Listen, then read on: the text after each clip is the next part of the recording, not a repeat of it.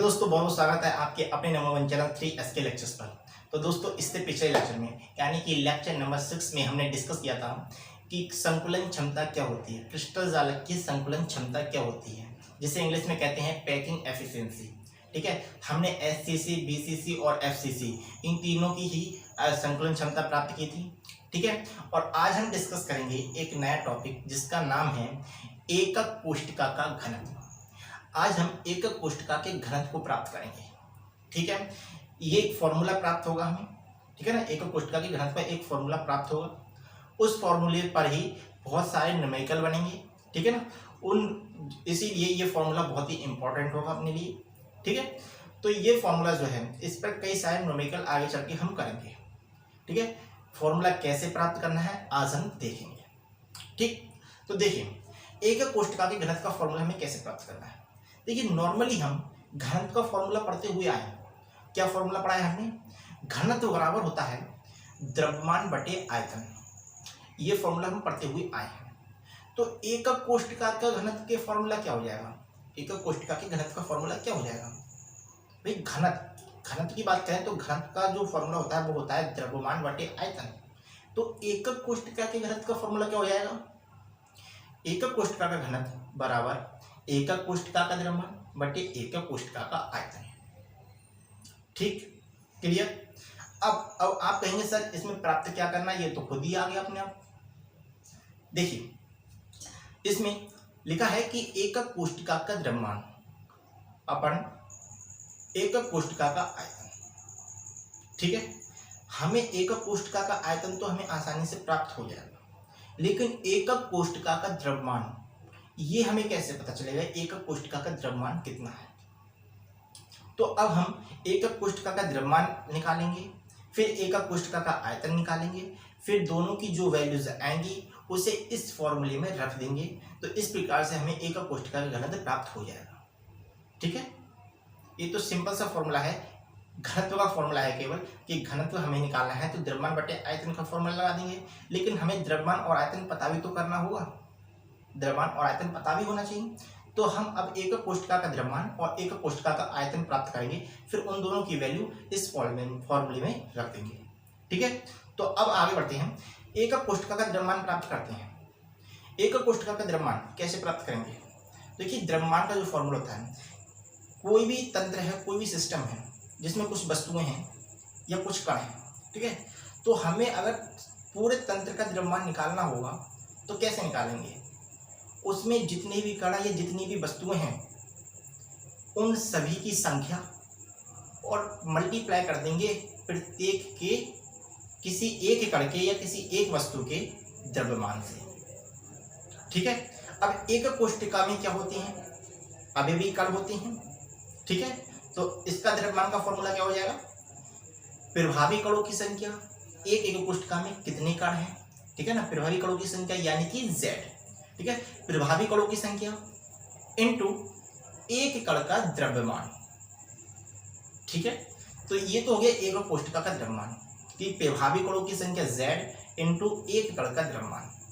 ठीक है, अब प्रभावी कणों की संख्या तो हमने इससे पिछली वीडियोस में हमने देख रखा है कि एससीसी की प्रभावी कणों की संख्या 1 होती है, बीसीसी की प्रभावी कणों की संख्या 2 होती है और एफसीसी की प्रभावी कणों की संख्या 4 होती है। ठीक है ना, ये तो क्वेश्चन में भी दिया होगा कि हमें घनत्व किसके लिए प्राप्त करना है, एससीसी के लिए प्राप्त करना है, बीसीसी के लिए प्राप्त करना है या एफसीसी के लिए प्राप्त करना है। तो इसके अकॉर्डिंग Z की वैल्यू रख देंगे। बात आती है कि कण का द्रव्यमान, कण का द्रव्यमान कैसे निकालें? कण का द्रव्यमान कैसे निकालें? तो देखिए, Na कणों का जो द्रव्यमान होता है, Na कणों का जो द्रव्यमान होता है जिसे हम मोलर द्रव्यमान कहते हैं, Na कणों के द्रव्यमान को हम मोलर द्रव्यमान कहते हैं और जिसकी वैल्यू होती है 6.02 into 10 to the power 23, 6.02 into 10 की घात 23। ये होता है मोलर द्रव्यमान। मोलर द्रव्यमान किसे कहते हैं? Na कणों के द्रव्यमान को मोलर द्रव्यमान कहते हैं। ठीक है, जिसकी वैल्यू ये होती है। अब हमें एक कण का द्रव्यमान निकालना है, एक कण का द्रव्यमान निकालना है। Na कणों का द्रव्यमान है 6.02 इंटू 10 की घात 23। तो एक कण का द्रव्यमान क्या होगा? एक कण का द्रव्यमान क्या होगा? तो देखिए, ये जो वैल्यू है 6.02 इंटू 10⁻23, ये एन कणों की वैल्यू है, ठीक है ना। इसे हम कैपिटल एम से प्रदर्शित करेंगे, इसे हम कैपिटल एम से प्रदर्शित करते हैं, ठीक है। तो ये तो हुई एन कणों की वैल्यू, एन कणों का द्रव्यमान। हमें प्राप्त करना है एक कण का द्रव्यमान। तो क्या करेंगे हम कि जो कैपिटल एम जो कि एन कणों का द्रव्यमान है, इसे भाग कर देंगे एन से। तो इस प्रकार से हमें एक कण का द्रव्यमान प्राप्त होगा। जैसे मान लीजिए कि आपके पास कोई भी 5 वस्तुएं हैं। मान लीजिए आपके पास 5 पेन है, मान लीजिए आपके पास 5 पेन है, ठीक है ना।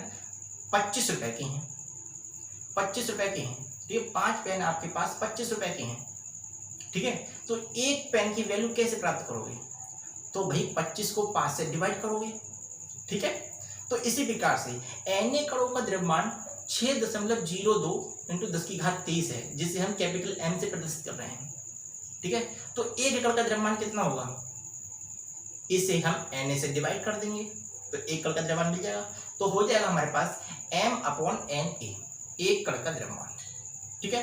तो एक कोष्ठका का द्रव्यमान हमें मिलेगा z इंटू m/na, z प्रभावी कणों की संख्या इंटू m जो है वो है na कणों का द्रव्यमान, ठीक है। और na क्या है? 6.02 इंटू 10⁻23। यहाँ तक क्लियर हुआ? ये हो गया एक कोष्ठका का द्रव्यमान, ठीक है। इसकी वैल्यू हम लिखेंगे एक कोष्ठका के घनत्व में, लेकिन इससे पहले हम एक कोष्ठका का आयतन प्राप्त करते हैं। अब हम जितनी भी FCC, BCC और SCC, ये जो एक कोष्ठका है, ये घनीय एक कोष्ठका के बारे में बात कर रहे हैं। SCC, BCC और FCC ये क्या होंगी? ये सब घनीय हैं, ठीक है ना। हम अभी जो अध्ययन कर रहे हैं घनीय एक कोष्ठका के बेस पर कर रहे हैं, घनीय क्रिस्टल तंत्र के बेस पर बात कर रहे हैं, ठीक है। SCC, DCC, FCC ये सब कैसी होंगी? घनीय होंगी, ठीक है। अब घनीय एक कोष्ठका में, घनीय क्रिस्टल तंत्र में क्या था कि A बराबर B बराबर C है। तो हमें आयतन निकालना होता है तो क्या करते हैं? भुजा का क्यूब कर देते हैं। तो प्रत्येक भुजा A है तो A का क्यूब हो जाएगा। तो A का कोष्ठका का जो आयतन आएगा वो आएगा A का क्यूब, ठीक है, A क्यूब। अब हमें एक कोष्ठका का द्रव्यमान मिल गया, एक कोष्ठका का आयतन मिल गया। एक कोष्ठका का द्रव्यमान कितना है? Z इंटू m/na, ठीक है। और एक कोष्ठका का आयतन कितना है? A का क्यूब, ठीक। अब ये दोनों वैल्यू हम एक कोष्ठका के द्रव्यमान की और एक कोष्ठका के आयतन की वैल्यू हम ऊपर वाले फॉर्मूले, एक कोष्ठका के घनत्व के फॉर्मूले में रख देंगे, ठीक है। तो रखने पे हमें ये प्राप्त हुआ, एक कोष्ठका का घनत्व बराबर Z into m/na upon A का क्यूब, ठीक है। जब इसे हम थोड़ा सा सॉल्व करेंगे तो ये आ जाएगा Z into m upon A cube into na, जहां पर कैपिटल M जो है वह है Na कणों का द्रव्यमान, Na कणों का द्रव्यमान जिसे हम मोलर द्रव्यमान कहेंगे, ठीक है। Na कणों को द्रव्यमान क्या कहते हैं? मोलर द्रव्यमान, जिसे हम कैपिटल M से प्रदर्शित करते हैं। इतना समझ लीजिए, ठीक है। तो M जो है वो है Na कणों का द्रव्यमान, ठीक। Z है प्रभावी कणों की संख्या, ठीक। A क्यूब है एकक कोष्ठका का आयतन, ठीक। और Na इसका मान है 6.02 इंटू 10⁻23। अब ये हो गया एक कोष्ठका के घनत्व का फॉर्मूला। इस फॉर्मूले के बेस पर ही कई सारे न्यूमेरिकल हम आगे चलकर करेंगे, ठीक है। यहाँ तक क्लियर हुआ? अब फॉर्मूले हमें करने हैं, लेकिन क्वेश्चंस हमें करने हैं, लेकिन उससे पहले हमें कई इंपॉर्टेंट टॉपिक भी डिस्कस करने हैं। क्वेश्चंस जो होंगे हम वो चैप्टर के लास्ट में डिस्कस करेंगे। कई सारे न्यूमेरिकल करने वाले हैं, ठीक है ना। तो न्यूमेरिकल जो हैं वो हम चैप्टर के लास्ट में करेंगे। जितनी भी हेडिंग वगैरह हैं, ठीक है, जितनी भी हेडिंग है, जितने भी टॉपिक हमारे हैं, इन्हें हम पहले डिस्कस करेंगे। सबको हमें बारीकी से समझना भी है, ठीक। तो ये हो गया हमारा एक कोष्ठका के घनत्व का फॉर्मूला, ठीक है। इसके बेस पर हम आगे क्वेश्चन करेंगे। अब एक नया टॉपिक देखते हैं। नया टॉपिक देखिए क्या है। तो अब हमारा एक नया टॉपिक है ठोसों में निबिड़ संकुलन। एक नया टॉपिक डिस्कस करते हैं जिसका नाम है ठोसों में निबिड़ संकुलन। तो देखिए, ठोसों में निबिड़ संकुलन, अब इसे हमें पढ़ना है। इसकी परिभाषा देखेंगे, इसके प्रकार देखेंगे, ठीक है। देखिए, ठोसों में निबिड़ संकुलन। देखिए हमने सबसे फर्स्ट लेक्चर में हमने देखा था कि जो ठोस अवस्था है उसमें अविभिकण, परमाणु, अणु या आयन एक दूसरे से बिल्कुल चिपके हुए रहते हैं, यानी कि इनके मध्य जो रिक्त स्थान है, अविभिकणों के मध्य जो रिक्त स्थान है वह बहुत कम होता है, ना के बराबर होता है। ये हमने पढ़ा था। अब क्यों होता है? क्योंकि इन अविभिकणों के मध्य प्रबल अंतराणुक आकर्षण बल लगता है। ठीक है, तो यही पढ़ा था कि ठोस होते हैं उनमें उनके अविभिकण एक दूसरे से बिल्कुल चिपके हुए रहते हैं, यानी कि उनके बीच रिक्त स्थान बहुत कम होता है। ये पढ़ा था हमने। ठीक है, अब वही यहाँ पर भी इसकी परिभाषा में वही टॉपिक आया। देखिए पहले इसकी परिभाषा देखते हैं। परिभाषा क्या है? देखिए निबिड़ संकुलन की परिभाषा क्या है? किसी ठोस में अविभिकण, परमाणु, अणु या आयन इस प्रकार व्यवस्थित रहते हैं कि इनके मध्य रिक्त स्थान बहुत कम हो, कम से कम रिक्त स्थान हो। ठीक है, इसीलिए ठोसों को दबाया नहीं जा सकता। अब आप जरा ये समझिए कि ठोस है, इनमें रिक्त स्थान बहुत कम होता है, ना के बराबर होता है। ठीक है, अब जब अविभिकणों के मध्य रिक्त स्थान नहीं होगा तो कण इधर उधर हट भी नहीं सकते अपनी जगह से। जैसे कोई चीज़ मुलायम है, हम उसे दबाते हैं, ठीक है ना, हम उसे दबाते हैं तो वह दब जाती है। मुलायम है तो दबेगी, सीधी सी बात है। तो वो जब उसे दबाते हैं तो वो दब क्यों जाती है? इसका मतलब क्या है कि उस वस्तु के या उस कण के उस वस्तु में जो अविभिक कण हैं, जिससे वह वस्तु बनी है, उस वस्तु में जो अविभिक कण हैं उनमें कुछ रिक्त स्थान है। जब खाली जगह होगी तो कण इधर उधर हो जाएंगे और हम दबाएंगे तो वस्तु दब जाएगी। तो ये मुलायम होने का कारण है कि जो कण है वो कुछ दूरी पर होंगे, जिससे हम उसे दबाएंगे तो कण इधर उधर हट जाते हैं और वस्तु दब जाती है।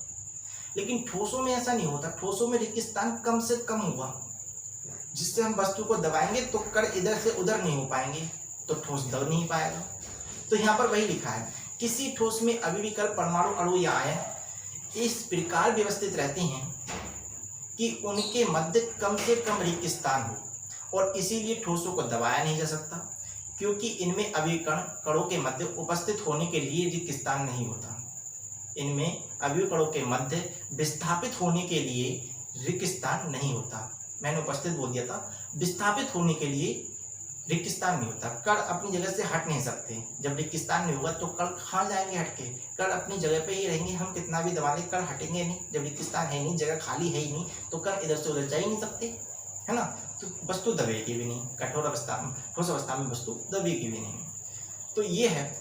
अब जब ठोस इस प्रकार व्यवस्थित रहें कि इनके मध्य रिक्त स्थान न्यूनतम हो, इनके अविभिकणों के मध्य रिक्त स्थान न्यूनतम हो, तो इस प्रकार जो संरचना बनती है उसे निबिड़ संकुलित संरचना कहते हैं, जिसे इंग्लिश में क्लोज पैक्ड स्ट्रक्चर कहेंगे।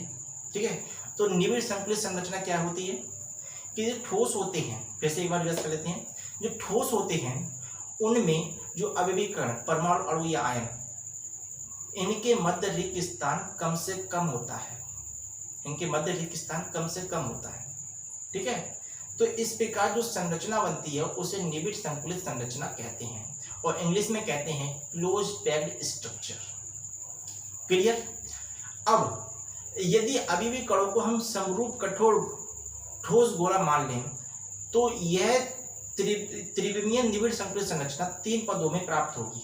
3 पदों में हम बना सकते हैं। जैसे हमें यानी कि 3D अक्ष, 3 डायमेंशन में हम इस संरचना को कब बना पाएंगे? इसके लिए हमें पहले एक विमीय संरचना बनानी होगी, फिर हमें द्विविमीय संरचना बनानी होगी, फिर जाकर हम 3 डायमेंशन यानी त्रिविमीय संरचना बना सकते हैं, निबिड़ संकुलित संरचना।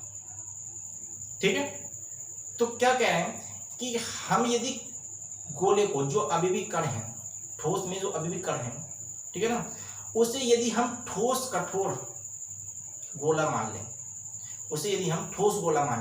जो समरूप कठोर गोला हो, ठीक है ना, यदि हम इसे मान लें जिसकी त्रिज्या r है, तो जो त्रिविमीय निबिड़ संकुलित संरचना है वह 3 पदों में हम बना सकते हैं। 3 पदों में हम बना सकते हैं। कौन कौन से 3 पद हैं? मैंने ये आपको बताया कि 3 डायमेंशन में जाने के लिए हमें पहले 1 डायमेंशन में जाना होता है, ठीक है ना, फिर 2 डायमेंशन में जाना होता है, फिर हमें 3 डायमेंशन प्राप्त होता है, ठीक है। तो 3 डायमेंशनल स्ट्रक्चर बनाने के लिए, 3 डायमेंशनल संरचना बनाने के लिए, हमें त्रिविमीय संरचना बनाने के लिए पहले हमें एक विमीय निबिड़ संकुल संरचना बनानी होगी, फिर द्विविमीय निबिड़ संकुल संरचना बनानी होगी, फिर हम त्रिविमीय निबिड़ संकुल संरचना बना पाएंगे। यहाँ तक क्लियर होगा? तो अब एक एक करके हम पहले हम एक विमीय निबिड़ श्रृंखला देखेंगे, फिर द्विविमीय निबिड़ संकुलित संरचना देखेंगे, फिर त्रिविमीय निबिड़ संकुलित संरचना देखेंगे, ठीक है। तो सबसे पहले देखते हैं एक विमीय निबिड़ संकुलित संरचना। तो दोस्तों अब देखते हैं कि ठोसों में निबिड़ संकुलन 3 प्रकार से संभव हो सकता है। मैंने ही बताया था आपको कि ठोसों में जो निबिड़ संकुलन है 3 प्रकार से संभव है, ठीक है। तो हेडिंग डालेंगे ठोसों में निबिड़ संकुलन 3 प्रकार से संभव है, ठीक है। पहला प्रकार देखते हैं। पहला प्रकार मैंने क्या बताया था? एक विमीय निबिड़ संकुलन, जिसे इंग्लिश में कहेंगे 1 dimensional close packing. 1 dimensional close packing, एक विमीय यानी 1 डायमेंशनल निबिड़ संकुलन यानी क्लोज पैकिंग, ठीक है। तो इसमें क्या होता है, इसकी हम परिभाषा देखेंगे, ठीक है ना, किस प्रकार से इसमें क्या होता है ये सब देखेंगे, लेकिन पहले हम इसे समझेंगे। जब समझ लेंगे तो फिर हम लिख भी लेंगे, ठीक है। तो देखिए एक विमीय निबिड़ संकुलन है, तो इसमें क्या होता है, जो गोले होते हैं, जो कण होते हैं, भाई एक सीधी पंक्ति में होते हैं। इसे देखिए आप, इसे देखिए, इसमें जो कण है एक सीधी रेखा में है, एक सीधी पंक्ति में है, ठीक है ना। अब ये एक्स अक्ष भी हो सकती है, वाई अक्ष भी हो सकती है, जेड भी अक्ष भी हो सकती है, तीनों में से कोई भी एक अक्ष हो सकती है, ठीक है ना। एक्स अक्ष भी हो सकती है, वाई अक्ष भी हो सकती है और जेड अक्ष भी होती है, इससे कोई फर्क नहीं पड़ता। एक अक्ष का मतलब हो गया 1 डायमेंशनल, एक्स वाई जेड कोई सी भी हो, एक अक्ष होगी, ठीक है। तो ये इसमें क्या होता है, ये जो कण हैं, जो ठोस हैं, जो अभी कण हैं, ये गोले जो हैं, ये एक सीधी रेखा में यानी एक सीधी पंक्ति में व्यवस्थित होंगे, ठीक है। और इस प्रकार से व्यवस्थित होंगे, जब सीधी रेखा में व्यवस्थित हैं तो इनके जो कण हैं, इनके ये जो कण हैं, इनके जो केंद्र हैं एक बिल्कुल सीधी रेखा में है। आप देख रहे हैं प्रत्येक गोले का जो केंद्र है बिल्कुल सीधी रेखा में है, ठीक है। तो एक विमीय निबिड़ संकुलन में, एक विमीय निबिड़ संकुलन बनाने के लिए जो गोले होते हैं वो एक दूसरे के पास स्पर्श, एक दूसरे को एक पंक्ति में स्पर्श करवाते हुए रखे जाते हैं, ठीक है ना। जैसे इस चित्र में आप देख रहे हैं, ठीक है। इसमें क्या है कि जो अवयवी कण हैं, जो गोले हैं, वो एक पंक्ति में एक दूसरे को स्पर्श कराते हुए बिल्कुल चिपके हुए हैं, एक दूसरे को स्पर्श कराते हुए रखे जाते हैं, ठीक है। इस प्रकार अवयवी कण एक विमीय निबिड़ संकुलन संकलित रहते हैं, ठीक है। प्रत्येक अवयवी कण 2 पड़ोसी कणों को स्पर्श करता है। इसमें आप देखना, इसमें क्या है कि जो अवयवी कण है, प्रत्येक अवयवी कण 2 पड़ोसी कणों को स्पर्श कर रहा है। इस कण को देखिए, यह भी 2 पड़ोसी कणों को स्पर्श कर रहा है, ठीक है ना। इस कण को देखिए, ये भी 2 कणों को स्पर्श करेगा। लास्ट वाला कण है, ये लास्ट नहीं है, इसके पास में और भी कण होंगे, ठीक है ना। ये तो हमने केवल अध्ययन के लिए इतना कर दिया जितना पूरा बहुत होना चाहिए, ठीक है। तो ये केवल हमने अध्ययन के लिए, इसके पास भी और कण होंगे, उसके पास भी और कण होंगे। तो प्रत्येक कण 2 पास के 2 कणों को स्पर्श करता है, ठीक है ना। जितने कणों को एक कण स्पर्श करेगा उसे उस कण की संयोजन, उप सहसंयोजन संख्या कहते हैं। इससे क्या कहेंगे, इसमें एक प्रत्येक कण 2 कणों को, अपने पास के 2 कणों को स्पर्श कर रहा है, तो 2 क्या है, इसकी उप सहसंयोजन संख्या है, ठीक है। तो अब इसकी परिभाषा हम लिखेंगे, क्या लिखेंगे, जो समझाया वही लिख देना है। क्या लिखना है कि एक विमीय, देख लीजिए परिभाषा देखिए, एक विमीय निबिड़ संकुलन में, एक विमीय निबिड़ संकुलन में जो अवयवी कण होते हैं, जो अवयवी कण होते हैं एक पंक्ति में एक दूसरे को स्पर्श करवाते हुए रखे जाते हैं, एक दूसरे को स्पर्श करवाते हुए रखे जाते हैं। जब इस प्रकार अवयवी कण एक विमीय निबिड़ संकुलित होते हैं तो प्रत्येक अवयवी कण 2 स्पर्श कणों को, 2 पड़ोसी कणों को स्पर्श करता है, ठीक है। तो जो मैंने बताया अभी आपको वही परिभाषा में लिखना है, कुछ भी अलग नहीं होगा। ठीक है, वही है, क्या है कि एक विमीय निबिड़ संकलन संरचना में जो अवयवी कण होते हैं वो एक सीधी एक पंक्ति में रखे जाते हैं, ठीक है ना, और एक दूसरे से स्पर्श करवाते हुए रखे जाते हैं। ठीक, और इस प्रकार से जो संरचना बनती है वह निबिड़ संकलन संरचना होती है। और इसमें प्रत्येक अवयवी कण दो पड़ोसी कणों को स्पर्श करता है, ठीक है ना। ये दो अवयवी कण जो स्पर्श कर रहा है इसे ही उपसह संयोजन संख्या कहते हैं। एक कण जितने कणों को स्पर्श करता है उसे उपसह संयोजन संख्या कहते हैं। तो एक विमीय निबिड़ संकलन में उपसह संयोजन संख्या कितनी होती है? 2 होती है। इसके भी डेफिनेशन हम आगे चल के पढ़ेंगे इस टॉपिक के बाद। ठीक है, तो ये तो हो गई एक विमीय निबिड़ संकलित संरचना, एक विमीय निबिड़ संकुलन। ठीक है, एक पद हमारा कंप्लीट हो गया। दोस्तों अब हमने देख लिया कि एक विमीय निबिड़ संकुलन क्या होता है। इसमें क्या देखा था हमने कि एक विमीय निबिड़ संकुलन में जो गोले हैं एक दूसरे की बिल्कुल सीध में रखे हुए हैं और बिल्कुल चिपके हुए हैं एक दूसरे से। एक पंक्ति में गोलों को रखा गया है एक दूसरे से स्पर्श कराते हुए, और प्रत्येक गोला अपने पड़ोसी 2 गोलों को स्पर्श कर रहा है। इस प्रकार इसकी उपसह संख्या 2 हुई।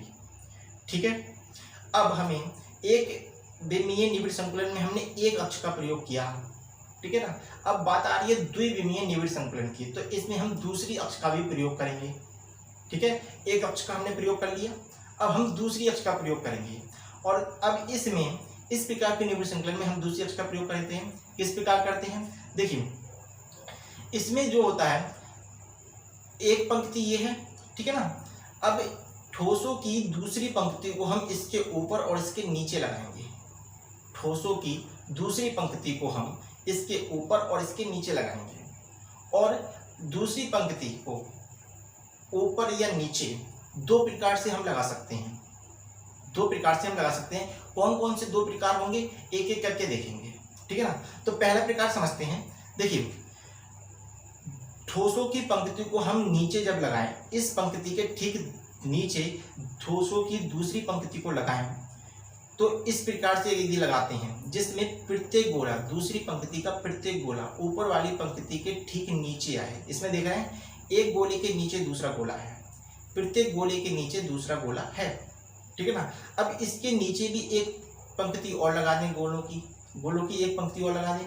अब इन तीनों पंक्तियों में देखिए गोले एक दूसरे के बिल्कुल नीचे आ रहे हैं, एक के नीचे एक है, ठीक है। तो एक तो हम इस प्रकार से व्यवस्थित कर सकते हैं, दूसरे प्रकार से ही व्यवस्थित करेंगे। पहले इसे और समझते हैं, ठीक है। तो इसमें आप देखिए किसी एक गोले पर फोकस कीजिए और उसमें देखिए आप जरा कि एक गोले को 4 गोलों ने घेर रखा है। एक गोले के चारों ओर एक गोले को 4 गोलों ने घेर रखा है, ठीक है ना। जैसा आप देख रहे हैं मार्क लग रहा है यहाँ पर, ठीक है। तो इसमें आप देखिए कि एक गोले को 4 गोलों ने घेर रखा है, ठीक है ना। अब यदि मैं एक गोले को 4 गोलों ने घेर रखा है तो इसका मतलब क्या हुआ? एक विमीय में एक गोले ने 2 गोलों को स्पर्श किया था, ठीक है ना। अब यहाँ पर एक गोला 4 गोलों को स्पर्श कर रहा है, इसका मतलब क्या होगा? इसकी उपसह संयोजन संख्या कितनी है? 4 है। एक पॉइंट तो हमारा ये क्लियर हुआ। अब इसमें यदि मैं इन चारों गोलों के केंद्रों को मिलाऊं, एक गोला जो 4 गोलों को स्पर्श कर रहा है, इन चारों गोलों के केंद्रों को मिलाऊं इस प्रकार से, तो इसमें आप देखिए कि एक वर्ग बन रहा है, तो इस प्रकार से पंक्तियों को, ठोस गोलों की पंक्तियों को, कणों की पंक्तियों को व्यवस्थित करना वर्गीय निबिड़ संकुलन कहलाता है। एक प्रकार हमें ये हो गया कि यदि हम इस प्रकार से गोलों की पंक्ति को इस प्रकार से व्यवस्थित करें कि गोले एक दूसरे के ठीक नीचे आए, जस्ट नीचे, एक गोले के नीचे एक गोला, दूसरे गोले के नीचे तीसरा गोला, ठीक है। इस प्रकार से यदि हम पंक्ति को व्यवस्थित करते हैं तो उसे कहते हैं हम वर्गीय निबिड़ संकुलन। क्यों कहेंगे वर्गीय निबिड़ संकुलन? क्योंकि इसमें एक गोले को 4 गोले घेर रहे हैं, एक गोले से 4 गोले टच हो रहे हैं, ठीक है ना। तो इससे एक वर्ग बन जाता है। यदि हम इनके केंद्रों को मिलाते हैं तो इससे एक वर्ग बन जाता है, इसीलिए इसे वर्गीय निबिड़ संकुलन कहते हैं, ठीक है ना। अब आप जरा से देखिए कि इसमें यदि मैं एक जो पंक्ति है, इस एक पंक्ति को यदि मैं ए नाम दे दूं, इस एक पंक्ति को मैं यदि ए नाम दूं, तो आप देखिए दूसरी पंक्ति है वह भी इसी प्रकार की है, दूसरी जो पंक्ति है वह भी इसी प्रकार की है, ठीक है ना। इसके नीचे ही एक गोला आ रहा है, बिल्कुल इसी प्रकार की एक पंक्ति है, ठीक है। तो इसे भी हम ए नाम दे सकते हैं। तीसरी पंक्ति देखें तो वह पंक्ति भी इसी ऊपर वाली पंक्तियों की जैसी है, तो इसे भी हम ए नाम दे सकते हैं। तो ये जो पैटर्न हुआ, इस पैटर्न को हम कहेंगे ए पैटर्न, ठीक है ना, क्योंकि सभी जो पंक्तियां हैं वो एक समान रूप की हैं, एक समान रूप की हैं, इसीलिए इस पैटर्न को हम कहते हैं ए पैटर्न या ए प्रकार की संरचना, ठीक है। तो इस प्रकार से हमने अगर ठोसों की पंक्तियों को व्यवस्थित किया, गोलों की पंक्तियों को यदि हमने इस प्रकार से व्यवस्थित किया कि गोले एक दूसरे के नीचे आए, जस्ट नीचे आए, तो इस प्रकार के निबिड़ संकुलन को कहते हैं वर्गीय निबिड़ संकुलन, ठीक है ना। तो एक प्रकार तो ये हो गया, ठीक है, द्विविमीय निबिड़ संकुलन का एक प्रकार तो ये हो गया, ठीक है। अब दूसरे प्रकार की बात करते हैं, इसे आप नोट कर लीजिए, या जो भी मैं बताता हूँ, जो भी आपको मैं स्ट्रक्चर दिखाता हूँ और जो भी परिभाषाएं दिखाता हूँ, इनका आप स्क्रीनशॉट ले लीजिएगा, ठीक है ना। स्क्रीनशॉट ले लेंगे, फिर आप इसे बाद में नोट कर लीजिए। नोट्स तो मैं आपको प्रोवाइड करता ही रहूँगा, लेकिन आप तुरंत जो मैं आपको लिखवाता हूँ, जो बताता हूँ, उसे आप नोट करें तो और बेहतर रहेगा, ठीक है ना। तो इसे हम रफ कर देते हैं यहाँ से, ठीक है ना, और अब आगे का डिस्कस करेंगे, ठीक है। दूसरा प्रकार क्या है, दूसरे प्रकार में हम किस प्रकार से इन पंक्तियों को व्यवस्थित करेंगे, ठीक है ना। द्विविमीय निबिड़ संकुलन में हम पंक्तियों को दो प्रकार से व्यवस्थित कर सकते हैं। पहला प्रकार हमने देख लिया किस प्रकार से व्यवस्थित किया, ठीक है ना, जिसका पैटर्न था ए, और इस प्रकार से व्यवस्थित करना था वर्गीय निबिड़ संकुलन। दूसरा प्रकार देखते हैं, दूसरे प्रकार में हम किस प्रकार से व्यवस्थित करेंगे, ठीक है। तो अब इसे देखिए, ये तो हमारी एक विमीय निबिड़ संकुलन है, जिसमें गोले जो हैं एक दूसरे के चिपके हुए हैं और एक पंक्ति में है, एक सीधी पंक्ति में है, ठीक है ना। अब हम जरा फोकस कीजिए, दो गोले हैं, इन दोनों गोलों के बीच ये जो है, ठीक है ना, ये जो गैप है, इस गैप को बोलते हैं हम अवनमन। इस गैप को क्या बोलेंगे, अवनमन, ठीक है ना। अब यदि मैं दूसरी पंक्ति, ठोस गोलों की दूसरी पंक्ति को इन अवनमन के नीचे लगाऊं, कि गोला इन दूसरी पंक्ति का जो गोला है इन अवनमनों के बीच में आए, इस प्रकार से इसमें देख रहे हैं कि दूसरी जो पंक्ति है उसका गोला अवनमन के जस्ट नीचे आ रहा है, अवनमन के जस्ट नीचे आ रहा है। अब मैं तीसरी पंक्ति लगाऊं तो इसका गोला भी अवनमन के जस्ट नीचे आएगा, ठीक है। मैंने चौथी पंक्ति लगा दी तो उसका गोला भी इन अवनमन के नीचे आ रहा है। कोई भी गोला दूसरे गोले के नीचे नहीं है, दो गोलों के अवनमन, दो गोले के बीच जो अवनमन होता है उसके नीचे दूसरी पंक्ति का गोला आया है, ठीक है। तो इस प्रकार अब आप इसमें फोकस कीजिए कि एक गोले को आप जरा देखिए, तो इन छह गोलों ने घेर रखा है, एक गोले को 6 गोलों ने घेर रखा है। एक गोला जो है वो 6 गोलों से चिपका हुआ है, 6 गोलों को स्पर्श कर रहा है, तो इसकी उपसहसंयोजन संख्या कितनी हुई, 6 हुई, ठीक है। 6 इसकी उपसहसंयोजन संख्या हुई, ठीक। अब यदि मैं इन गोलों के केंद्रों को मिलाऊं, एक गोला जो 6 गोलों को स्पर्श कर रहा है, इन 6 गोलों के केंद्रों को जब मैं मिलाऊं आपस में, तो एक षटभुजीय प्राप्त हो रहा है, एक षटकोण प्राप्त हो रहा है, ठीक है ना। इस षटकोण को, अब ये षटकोण प्राप्त हो रहा है, तो इसीलिए ये जो संरचना होती है इसे हम कहते हैं षटकोणीय निबिड़ संकुलन। क्या कहते हैं, षटकोणीय निबिड़ संकुलन, ठीक। अब जैसे इससे पिछली वाली में देखा था हमने वर्गीय निबिड़ संकुलन में, इसी प्रकार इसमें देखते हैं, इसकी जो पहली पंक्ति है यदि मैं इसे ए का नाम दूं, तो अब और उसकी दूसरी पंक्ति है, अब आप देख रहे हैं पहली पंक्ति दूसरी पंक्ति से भिन्न है, पहली पंक्ति दूसरी पंक्ति से भिन्न है, ठीक है ना। तो अब इसे हम देंगे बी का नाम, ठीक है ना। अब तीसरी पंक्ति देखिए, तीसरी पंक्ति में प्रत्येक गोले का जो केंद्र है वह पहली पंक्ति के गोले के केंद्र से मैच कर रहा है, पहली पंक्ति के गोले के सीध में आ रहा है, देख रहे हैं आप, रेखा से प्रदर्शित हो रहा है। कि जो पहली पंक्ति के गोले का केंद्र तीसरी पंक्ति के गोलों के केंद्र से जुड़ रहा है, कि सीध में आ रहा है कि रेखा में आ रहा है, ठीक है ना। तो इस प्रकार हम कह सकते हैं कि ए बराबर वी है, ए बराबर पहली पंक्ति तीसरी पंक्ति के बराबर है, पहली पंक्ति तीसरी पंक्ति के बराबर है, ठीक है। अब दूसरी पंक्ति और चौथी पंक्ति को देखिए आप, तो दूसरी पंक्ति के गोलों का केंद्र चौथी पंक्ति के गोले के केंद्र से मैच करेगा, ठीक है ना, इसकी सीधे में आएगा। तो ये जो पैटर्न हुआ वह पैटर्न हुआ ए बी ए बी प्रकार का ये पैटर्न हुआ, ठीक है।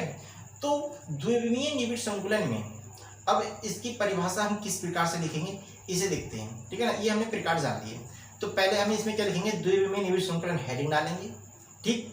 उसमें लिखेंगे जब एक विमीय निबिड़ संकुलित गोलों की पंक्तियों को एक दूसरे के ऊपर व्यवस्थित कर दिया जाए तो इस प्रकार जैसे जो संकुलित संरचना बनती है उसे द्विविमीय निबिड़ संकुलित संरचना कहते हैं, ठीक है।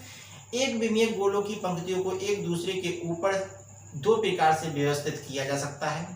इस आधार पर इन्हें दो भागों में बांटा गया है।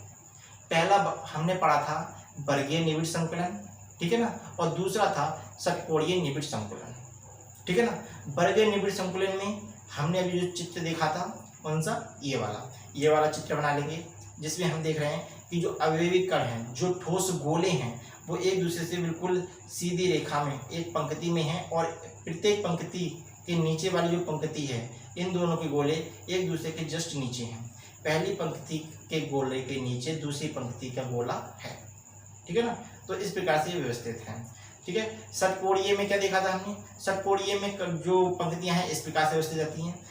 पहली पंक्ति के नीचे दूसरी जो पंक्ति है वह गोले के नीचे ना रहकर उनके गोले के नीचे ना रहकर अवनमन के नीचे रहता है, यानी दूसरी पंक्ति का जो गोला है वह अवनमन के नीचे रहेगा, ठीक है ना। प्रत्येक पंक्ति का गोला अवनमन के बीच में रहेगा, ठीक है ना। तो ये तो हो गई वर्गीय निबिड़ संकुलन और षटकोणीय निबिड़ संकुलन। तो हमने एक विमीय निबिड़ संकुलन देख लिया, द्विविमीय निबिड़ संकुलन देख लिया। द्विविमीय निबिड़ संकुलन दो प्रकार का होता है, वर्गीय निबिड़ संकुलन और षटकोणीय निबिड़ संकुलन। बात करेंगे हम तीसरे प्रकार के यानी कि त्रिविमीय निबिड़ संकुलन की, ठीक है ना। ये जो प्रकार है वो हम अगली वीडियो में डिस्कस करेंगे। तब तक के लिए यदि वीडियो पसंद आई हो तो इसे लाइक कीजिए, अपने दोस्तों में ज़्यादा से ज़्यादा शेयर कीजिए और चैनल को सब्सक्राइब नहीं किया हो तो चैनल को सब्सक्राइब कर लीजिए, ठीक है। तब तक के लिए हंसते रहिए, मुस्कुराते रहिए, पढ़ते रहिए। जय हिंद।